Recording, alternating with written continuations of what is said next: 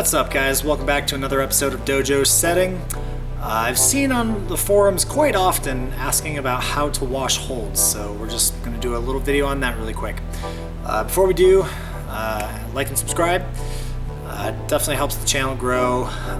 Follow me on Instagram. Check out our Patreon if you're so inclined. A couple of the things that I saw on the forums that I'm going to address. It does not matter if the holds are being used outside or inside, they are washed the same way. There's a lot of different methods to wash holds.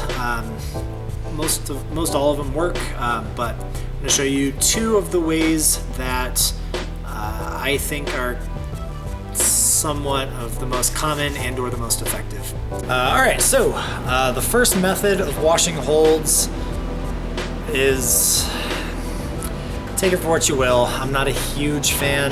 What we have here is a big old bucket of vinegar.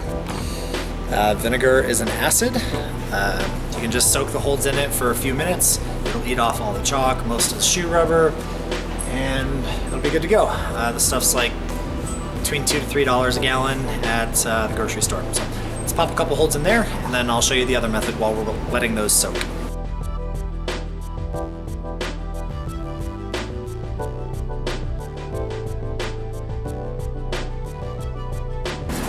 So I usually keep like 5 gallons in here or so. You can do more, you can do less. You can fill up one of these buckets. Doesn't really matter. The vinegar actually lasts a while. You don't have to replace it after every use. I'll change this out maybe 2 times a month or so. While we're letting those soak, we're going to talk about power washing. So let's go do that.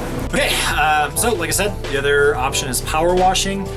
I just have a really cheap power washer that I got from Harbor Freight. I think it was like 50 or 60 bucks, something like that.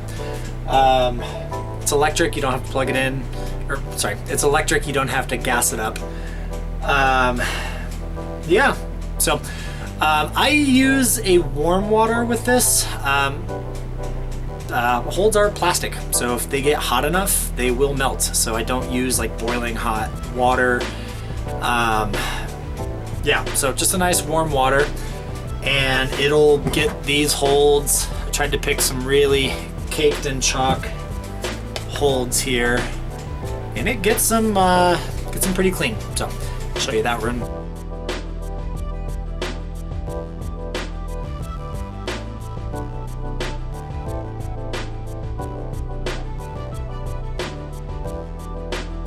So you can see, pretty clean there, not too bad.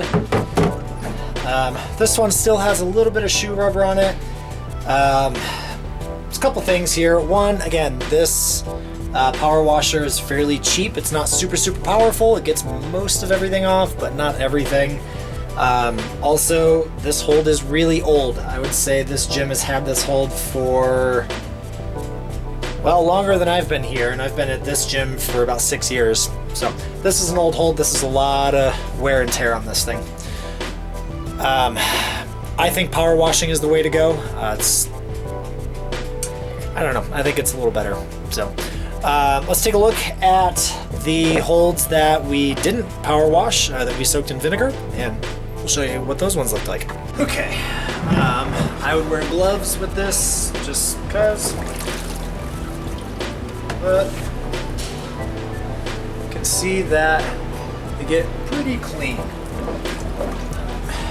To give you an idea, there is one of the jugs.